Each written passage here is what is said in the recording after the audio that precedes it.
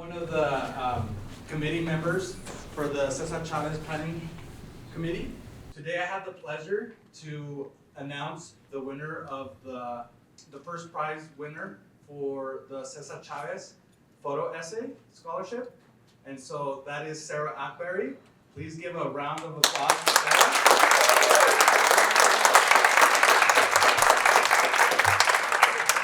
Sarah. So Sarah is gonna read her essay tonight. A little bit about Sarah. I know she'll also introduce herself. Sarah comes from Afghanistan. So in Afghanistan, there was a company, JDA, or the resettlement, the Grand Valley Resettlement Program, who were using or helping Afghanistan families. They were helping the company to be able to interpret and translate documents. And because they were helping an American company, their lives were at risk. So when the Taliban took over in 2021, because of a war, they were in risk of their lives. So they came to the United States as refugees, and Sarah has been part of the migrant education program, where she was able to, with their help, to be able to submit the application for the photo essay. So we have her tonight once again. If you can give her another round of applause. Good evening, everybody. My name is Sarah Akbari, and I'm a senior at Grand Junction High School.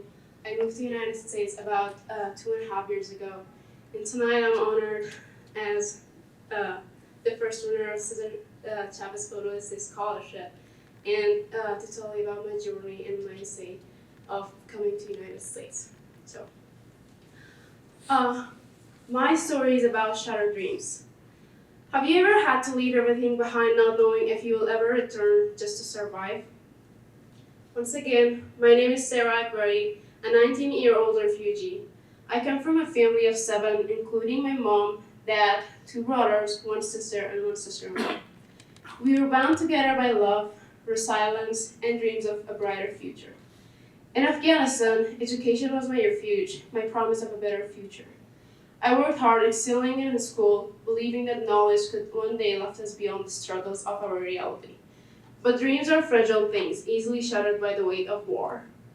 On August 15, 2021, when the Taliban overran our country, our world collapsed. The life we had built, the hopes we had nurtured, all crumbled in an instant. Fear replaced certainty, and survival became our only goal. My father had dedicated his life to working alongside American officers as a security manager, a duty that once brought him pride but had now marked us for death. As the Taliban tightened their grip on our homeland, the walls of safety around us crumbled. Each day, the shadow of danger stretched further, suffocating us with the unbearable reality that staying meant risking our lives. We were left with an impossible choice: cling to the only home we had ever known and face the unthinkable, or walk away from everything we had built, not knowing we might never return. On October 20, 2021, with hearts weighted by fear and sorrow, we fled. The land that had cradled our childhood, the streets where our laughter once echoed, were left behind in a desperate pursuit of survival. Our journey led us to Abu Dhabi, a place of refuge but not of belonging. The word home became an ache, a distant memory, something we could name but no longer touch. In Abu Dhabi, I found purpose in teaching refugee children like myself. Their eyes carried stories of loss and unspoken dreams. Teaching them became more than just a duty. It was a lifeline, a way to run my own suffering into something meaningful. Yet, even as I stood before them, guiding their learning, and unshakable guilt waited on me. I had the chance to teach and learn, but so many of my family and friends back in Afghanistan were trapped. Women stripped of opportunity, silenced by the world that had abandoned them. Education, the very key to hope, had become a locked door for them.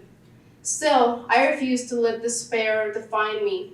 Every lesson I taught, every moment I spent shaping my maturing mindset, felt like an act of defiance against the fate that had tried to break us. For 6 months, I poured my heart into teaching, knowing that each word, each lesson was not just for my students, but for the part of me that longed to reclaim my future. It was my way of fighting back against injustice, against displacement, and against the forces that had tried to steal our dreams. When I arrived in Grand Junction on August 21st, 2022, I felt like a ghost, present yet unseen, alive yet disconnected from the world around me. Then I saw Grand Junction High School. Grand Junction High School was not just a building. Its walls were a doorway to a life I desperately wanted but felt unworthy of. After all I had lost, could I truly begin again? Night after night, even though I knew a little bit of the language, they felt like scattered pieces of puzzle I could not fit together. I could understand some words, but they failed me when I needed them most. Every conversation was a battle between thoughts and my tongue. With time, I realized I was not just learning a language. I was reclaiming my place in the world, one word at a time. Through every hardship, education has been my refuge, my strength when I felt powerless, my defiance against a world that tried to break me. As a refugee, I have carried the weight of loss and uncertainty, but learning has given me the power to rise. No matter where I come from or what I have endured, my future is a quiet rebellion against the darkness, shaped by the knowledge that no matter how broken I felt, I have the power to rebuild. The image shows a sea of people pressed against the gates of Kabul airport. Their faces a mixture of fear, confusion, and depression. They stand there empty-handed with no food, no water, no shelter, just a faint, fragile hope that beyond these gates lies safety, a chance to escape the nightmare of their lives.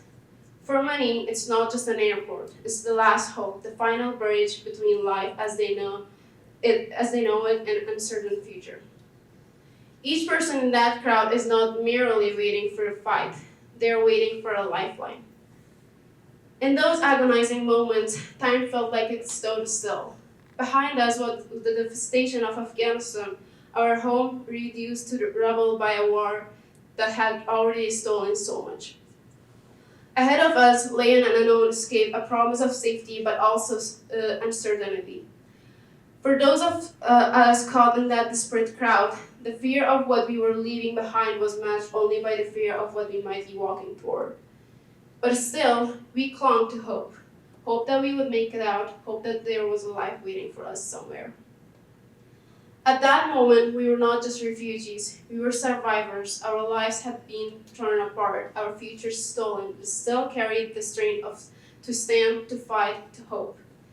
The faces of the people around me were not just the faces of displaced, they were the faces of resilience. The gates of the airport could keep us trapped, but they could not cage our dreams. Our future, though uncertain, was still ours to claim. It's still mine to claim. This is a picture of my classroom in Abu Dhabi. In the classrooms of Abu Dhabi, I found a purpose I had been searching for. Though the weight of everything I have lost still pressed heavily on my heart, teaching these children gave me a sense of direction. Their faces full of hope, yet haunted by the stories they carried, reminded me of why education was so important, not just as a means to learn, but as a way to heal, to rebuild. Each day, I stood before them, not just as a teacher, but as someone who understood the pain of losing everything, someone who knew the importance of hope. My students were not just learning from me, they were teaching me too. In their eyes, I saw resilience. Despite the struggle they faced, they still came to class with a desire to learn, to grow, to dream of something better. Teaching them was more than just a job. It became a lifeline. Every lesson I shared was a small act of defiance against the world that tried to break us. It was a way to say we're still here and we're still fighting. Through their laughter, their questions, and even their silence, I began to feel something I hadn't in a long time, repose. I taught them, but in many ways they were teaching me how to heal and how to move forward. My story and Cesar Chavez's story are deeply connected through our shared experience of resilience, the importance of education, and the fight for justice. Like Chavez, I faced immense hardship, losing my home, my safety, and my future due to force beyond my control. But instead of succumbing to despair, I turned to education as a way to reclaim my life and my dreams. Just as Chavez dedicated his life to fighting for the rights of migrant workers, I found purpose in teaching refugee children, knowing that education was not only a path to healing, but also a way to fight back against the injustice that had uprooted us. Both of us understood that no matter how much we have lost, the pursuit of knowledge and the belief in a better future are powerful acts of defiance. Chavez's fight for dignity and rights for farmer works and my journey of teaching, despite the challenges, are reminders that even in the darkest moments, we can find strength in each other and the hope that education brings. Thank you.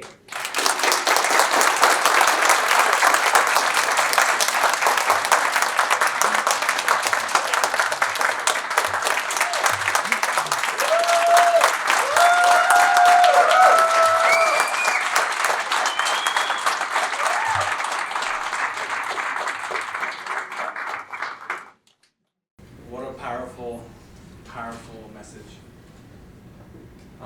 I was not prepared for that. Someone left onions out or something. Let's take just a minute just to moment of silence for families who have been displaced from war, from terrible situations like that.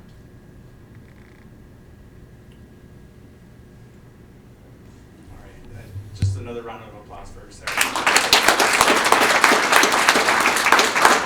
And so once again, I have also the pleasure to introduce our speaker for tonight, Tony Garcia. So when Jose was mentioning to the committee that he might have secured Tony, I quickly got on my phone and Googled his name, and I should have known who he was, but I was very impressed, not only to know what he's done, what he currently does, but also just of the many years of service and advocacy and impact that he's had in Denver and Colorado and the whole nation. Just the longevity, not calling him old. I know he mentioned that earlier. He said, call me viejito. I'm like, no. He's had great impact. So Anthony J. Garcia, with a formidable sense of humor and extensive knowledge of Chicano history, Denver native Anthony J. Garcia inspires and serves his community through his work as an award-winning playwright, musician, composer, educator, social activist, mentor, and nonprofit leader, and so on. He has been able to bring conversations about gentrification of neighborhoods, racial inequity, immigration, impacts of war, and even the trials of love to light through su Teatro's varied programming. Tony has touched and transformed countless lives around the country, but in Denver, where his passion, stories, and civic contributions have made an enduring impression on the community as a kid. Tony grew up surrounded by Chicano movement and was influenced in its tenets around social and political justice and cultural identity. Raised in Denver's West Side neighborhood, Tony was one of hundreds of Chicanos who were involuntarily displaced in order to build for the Aurora campus. He saw firsthand the effects of how social and economic oversight of a community could result in extreme hardship.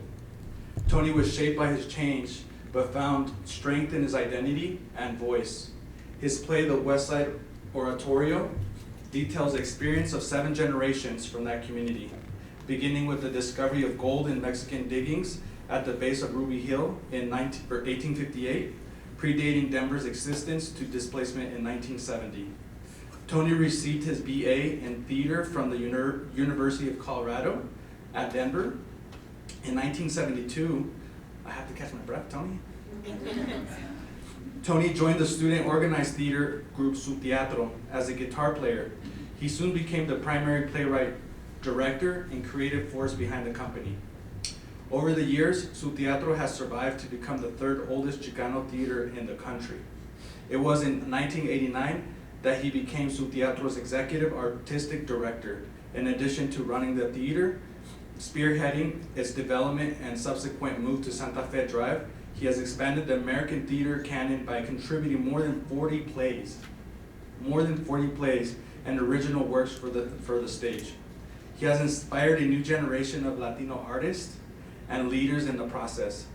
Through Tony's commitment to cultural equity and desire to broaden the mainstream, he has worked to influence arts policy, creating opportunities for the Latino arts sector and offering an opportunity for Chicano and Latino communities to share their stories, history, and experience. The sphere of Tony's influence is both vast and deep. He has served as a faculty member in the Department of Chicano and Chicana Studies at Metro State College for over 25 years and is a board member of the National Association of Latino Art and Culture and a former board member of the Western States Arts Federation.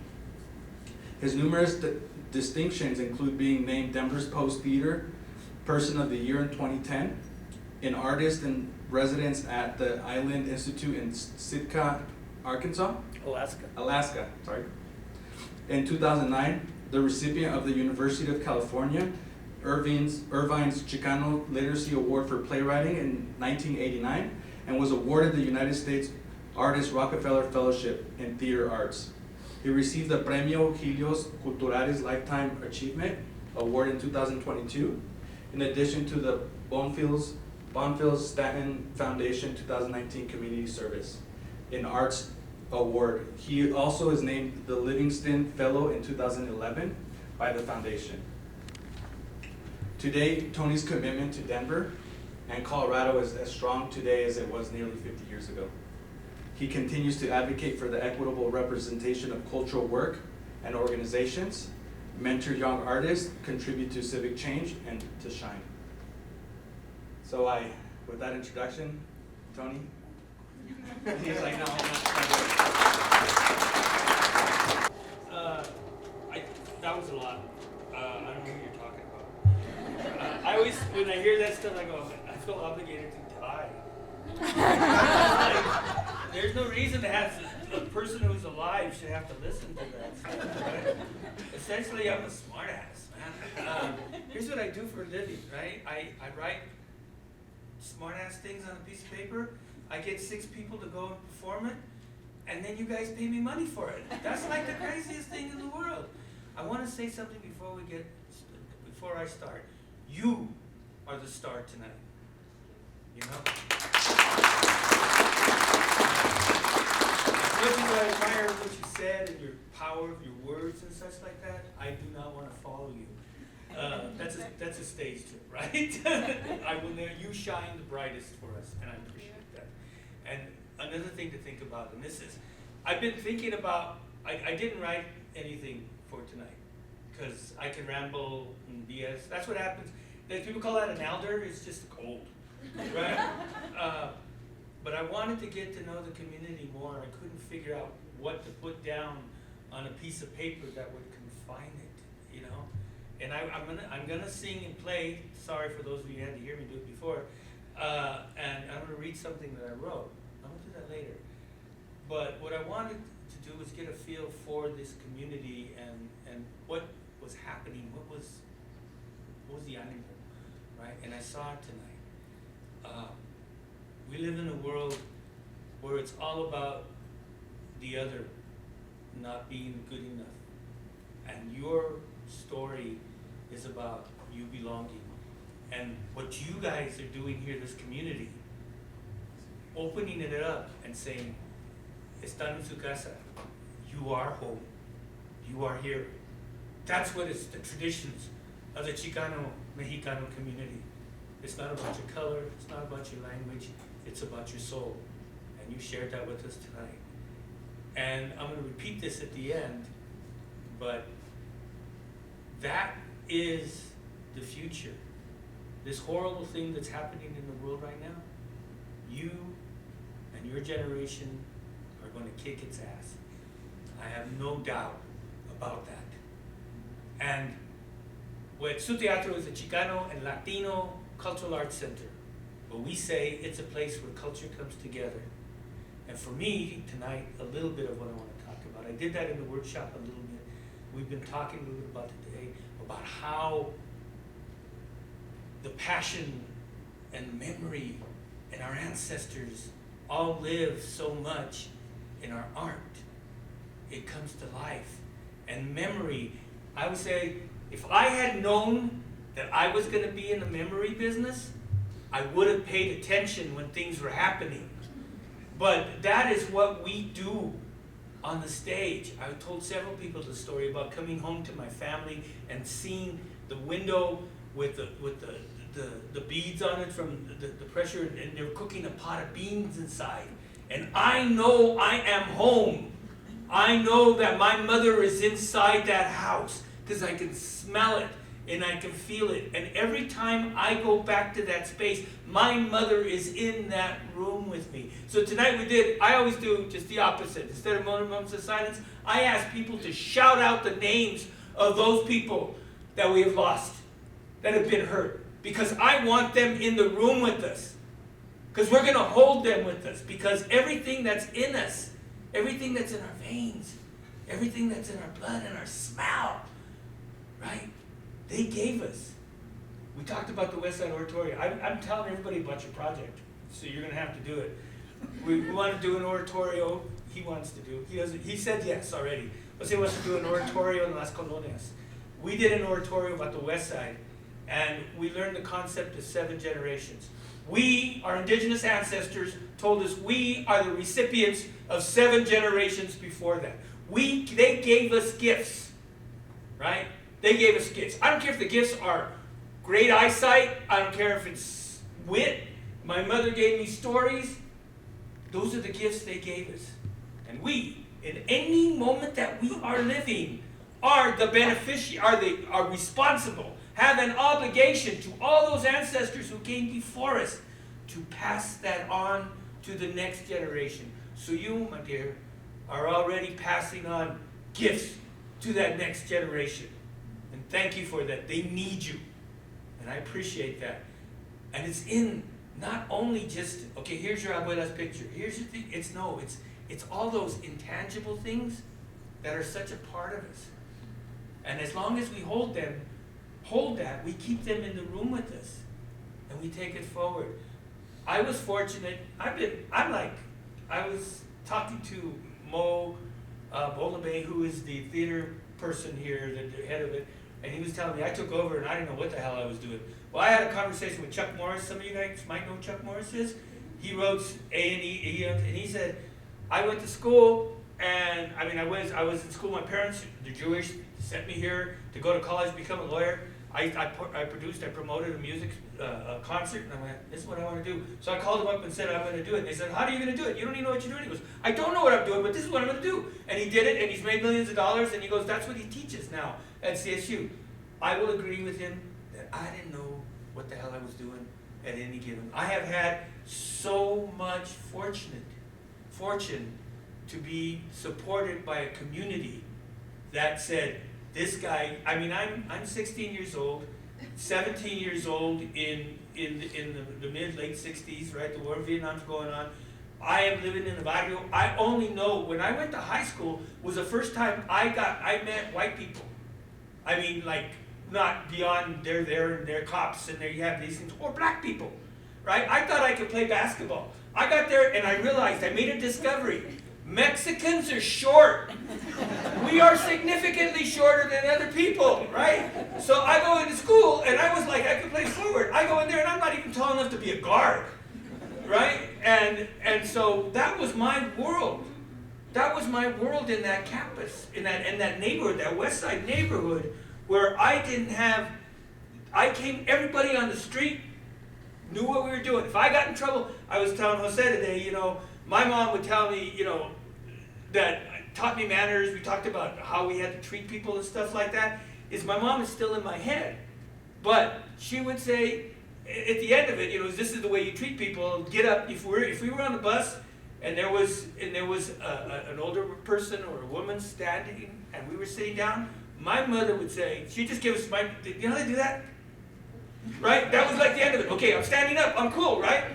But her rationale in so much was, I don't want you to make me look bad. Right? I don't want the señoras coming over and telling me you did something. So I lost my train of thought with all that, because thinking about my mom. What was that? What were we talking about? That just all the community supporting us and stuff like that. So I have this idea that I want to go to college and I want to write. And they're like, no, you have to get a job because you have to pay for stuff. Nobody does that. And I had people tell you, who's a Chicano artist? Who's a Chicano writer? Who's going to pay you for that stuff? And I didn't know. And I didn't know if it was any good. And I wasn't even trying to be good. I was trying to cause trouble. That is exactly what I was doing. One of the gifts I've always had is that I am a smart aleck. It just comes out. People tell me about people, getting in trouble and all this stuff like that. Or doing this stuff to get attention. And I didn't do that because I was always getting attention. If I got attention, it was because I was doing something I wasn't supposed to do. Right? And I was always finding what we call the edge of the conversation. Where does it bump against each other? And I'm in a Catholic school, man. So I got beat up. Every 6th grade, I spent every day in punishment. They put me in the library, right? I was punished. That was my detention. That was the stupidest thing they ever did. You know what they have in the library? Books, right? I read Mein Kampf. I read about Lenin, right? I discovered Jorge Gonzalez's writings in there, right? I read Man and Superman. I thought it was about Superman. No, it's not. It's a book by George Bernard. It's a play, right? I started reading Chicano literature in that library while I was being punished, right?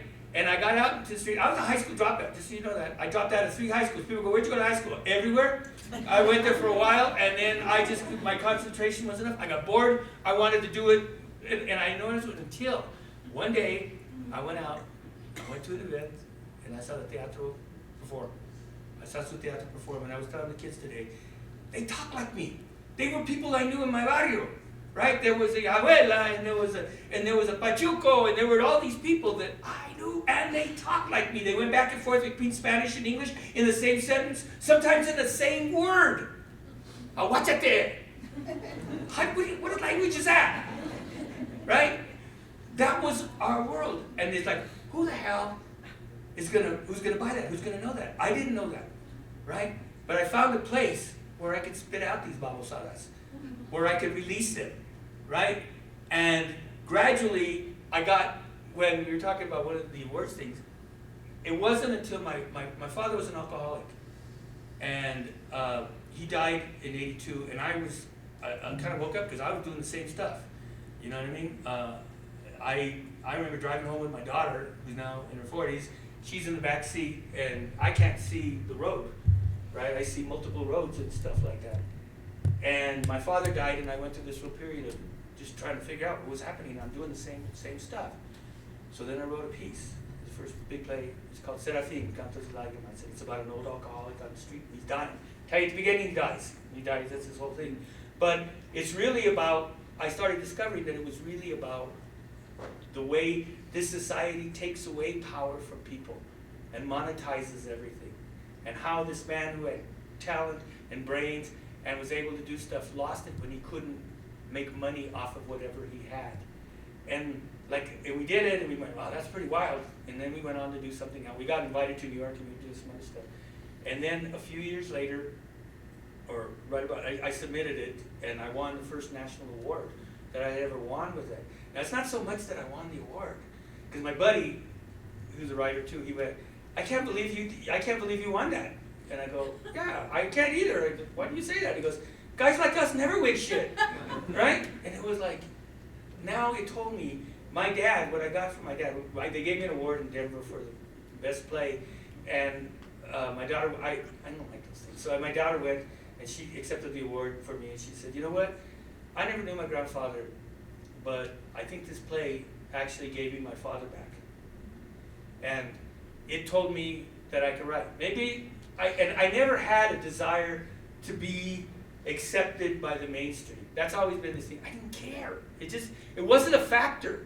You know, it wasn't on my list of things we did. I wanted you guys to respond to it. I sit out in the audience and I watch the audience. I don't watch what goes on the stage because I want to see how they feel and how they react to it and what's working and what's not working for them and stuff. That's where it is. I didn't realize the power of this stuff until I wrote a play about the West Side neighborhood that had fallen apart. And at the very end, I thought I wrote this funny part where the woman dies, and you know how you go to the funerals and there's always somebody who cries more than anybody in the whole world could, and it's supposed to be really sad, but all of us, the younger ones or smartasses, are in there cracking up because it's hysterical, right? I thought that was going to happen. No, they all cried, and I was like, oh, they know more than I do about what I write. They know what that power is. I was so fortunate to be to get turned on to the Chicano movement. When I heard Corky Gonzalez speak, and I heard Cesar speak, you know, Corky said, if a man doesn't respect me, then it's my responsibility to teach him to respect me. It sounds kind of scary, right? But here's a guy, here's a kid, 16 years old, who has none of those powers to fight back. And here's a guy who used to beat people up for a living, right? But he's a poet, right? He's a poet. That's how he changed this. Corky changed this through poetry. He wrote I Am Joaquin, which taught us what we were and what our history was, right? And Cesar, you know, Cesar, I was talking about one was of the sun, as Corky, and one was of the earth. And Cesar used to come, I joke because we used to perform at a lot of demonstrations. So I got to see Reyes Lopez Tijerina, Corky Gonzalez, Dolores Huerta, Cesar Chavez, all from the back of their heads. Because we were backstage getting ready to come on while they were speaking. So that was a lot of our exchanges. But Cesar was responsible for a lot of creating Teatro Campesino and the Teatro movement. I saw Teatro Campesino perform and I couldn't sleep. They did a show called La Carga de los Rascuachis. I went home and I couldn't sleep. It was on my head all night long. And it was something I always wanted to do. So I don't have a lot of skills. I don't have a lot of talent. I joked with the kids that I just was beautiful, but that was about the only thing. And then they laughed. Can you believe that? Right? I said, because I'm good looking, and they were like, no, you're not. And you're just like, okay, you know, you're all right, you can breathe. So I don't know how things have happened that you talked about. I don't know who that guy is. The guy is that is a guy who had a community who came and said, you're doing something for us and we need to do something for you. They gave me stories. They gave me my past. They gave me an opportunity to say something about the future. They supported us. So Teatro owns 2 buildings. We own a theater. Our community owns it. One day, when I definitely become an elder and start doing this other thing when I'm not around you guys, that building will still be there, right? And the next building that we bought, there's somebody from the Colorado Health Foundation. They were really instrumental in helping us do this stuff. We have that independence. We have that power. We have that power. And that's what Cesar and Corky unleashed on us. I wasn't sure how I was going to do this whole segue, but I'm going to keep trying to move through this because I told Jose I can only handle so much of Tony Garcia myself. So I'm gonna sing, and now that I made my voice raspy, maybe it'd be more like Joe Cocker singing tonight. That's a joke for you guys to be old enough to get that joke, right? I can see you guys shaking your heads, and the kids are going, what? So, and then I'm going to read something that I wrote from a play. They're both from a play called Papi Me and Cesar Chavez, which we collaborated with the group, the Guadalupe Cultural Arts Center in San Antonio, Chican Indio in Phoenix, and they all did productions of it at the same time. And then just recently, they produced it at the B Street Theater in Sacramento. It was kind of a big deal there. But I usually, it usually goes with music underneath, but I can't sing and read and talk at the same time. So I'm going to sing the song, and let's hope I write songs, and then once it's done, I don't remember them. I give it to somebody. I just know when it's, like when I write a play, I don't know what the words are, but if you say something wrong that's in the play, I'll know that. It's weird. And when I'm writing the songs, they live in my head. Did anybody write, you guys write music, right? Don't you hate it when you're in the middle of it and you're asleep and it's in your head and you get up and you're in the shower and it's in your head? So we're going to have to see if it's in my head tonight. So I'm going to sing it, and then I'm going to read you something, and then I'll just wrap up.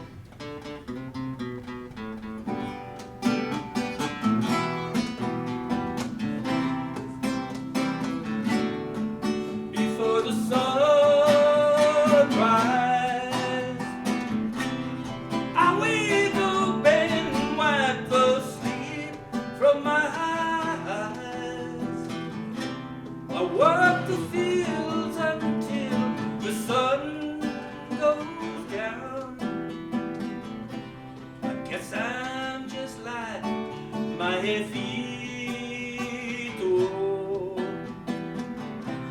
whose hands are twisted and his back is bent and his neck is burnt from all those years bajo el sol.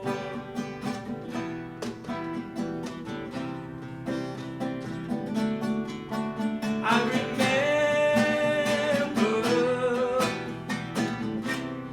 as a child that my dreams were such the light and brilliance and the heated touch of rising to the morning sun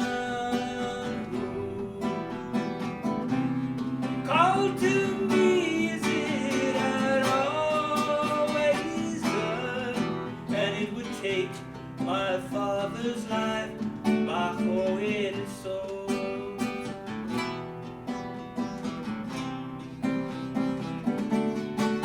And every season, the rows of lettuce soon are stacked in praise. I trade my youth away for unbuilt graves that die too quickly on the line. And I look behind me and my footsteps fill with my children's, and I hide my tears under the sun. Oh, why is it that you give life to everyone and take from those of us who work bajo el sol?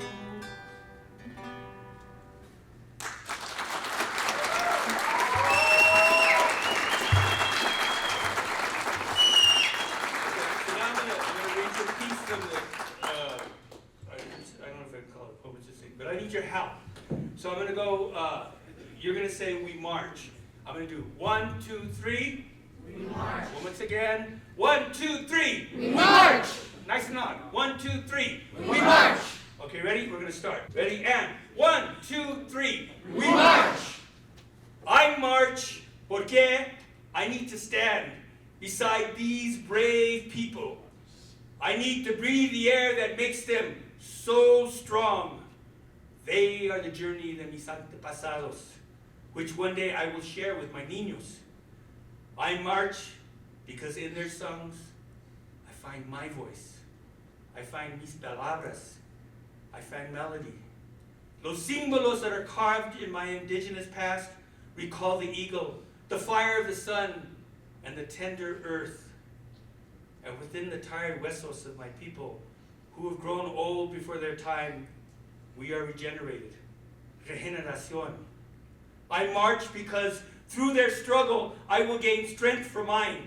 I march because every step is a link in a chain que un día will bind us. Not through misery, but through our common humanity. 1, 2, 3. We march. I march because my papa and mama spent their lives stooped, their bodies curved in half, as they pulled the onions out of the tierra dulce, shook them off, and placed them in a basket. Each basket filled as pennies in a bucket. I marched because as a child, I followed their paths, until my footprints were able to match theirs, and then overtake them, until my journey through the fields carved deep furrows in their already lined faces. 1, 2, 3. We march.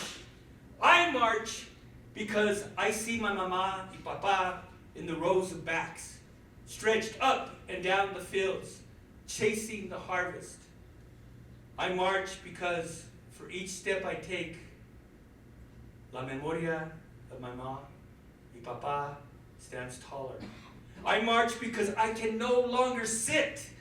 I can't sit through another lifetime of waiting for change. I can't hope without action. I can't stand in the same place because at some point it will be our turn. I march because I can't wait for justice to come to me. So I will meet it, wherever it rests, wherever it wanders, and wherever it hides. Before these hands were callous as they gripped as tijeras, asadones, and they will now carry a pen, a book, or a picket sign. These feet that stumble through row upon row, adelante. I march because I am going somewhere. I am following and I am leading. I march because every step is a layer of dirt and pain and injustice removed from my skin. 1, 2, 3. We march. Thank you.